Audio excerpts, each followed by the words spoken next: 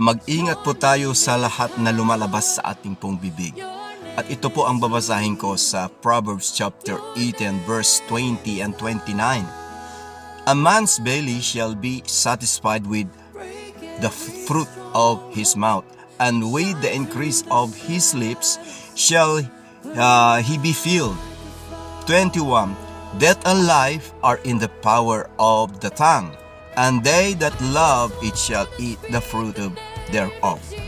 So tayo po ay mag-ingat doon sa ating pong mga lumalabas na words sa ating pong mga bibig, because sabi po sa 21, death and life are in the power of the tongue. So there is a power in the tongue.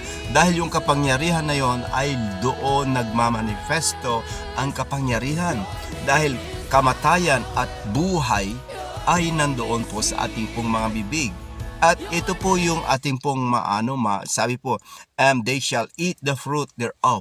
So ito po ay mapapasa atin, mating pong eat. Sabi po dito, ibig sabihin po you eat, you will be responsible.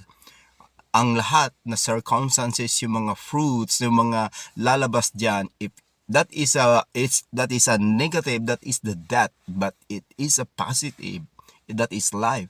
So speak life, not death, because in our tongue there is a power.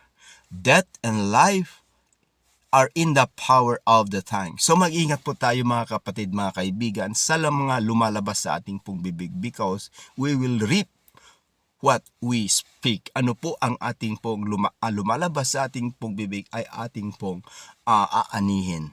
If that is life, it will produce life. If that is death, it will cause death. So may the Lord bless you. And if you like this video, just say amen and give a comments. And God bless you.